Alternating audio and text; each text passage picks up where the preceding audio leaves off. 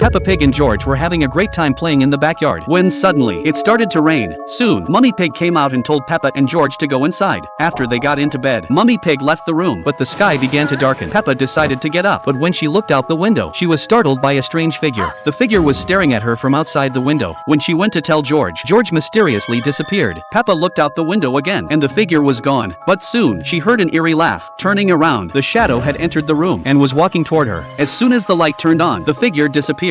George asked what happened, but they didn't know. The strange figure had already left the house. The next day, everything seemed normal again. For Peppa, it was a special day because Mummy Pig decided to give her her first mobile phone, but she warned Peppa not to use it for games. Peppa immediately asked why she couldn't play games on her new phone. Mummy Pig said that if she didn't listen, something terrible might happen, but as long as she followed the rules, she wouldn't have to worry. Peppa entered the house, saying it was just a silly story. She decided to play with the phone, but soon received a strange phone call. Then, the strange figure appeared again in Mummy Pig's room. Peppa screamed and ran away, but we soon discovered it was just Mummy Pig trying to scare Peppa. But after that day, strange things didn't stop happening. Daddy Pig was watching TV in his room and soon fell asleep. Then, the sky darkened and a storm began to brew. The strong wind woke Daddy Pig up. He decided to check on Peppa and George, but all he found was Peppa's new phone on the bed. Then, he received the strange phone call, but Daddy Pig wasn't afraid and immediately answered it, thinking it was Peppa calling. But at that moment, the entire house began to shake. The lights went out. Daddy Pig saw Peppa in a very strange way. She was staring at him and soon began walking toward him.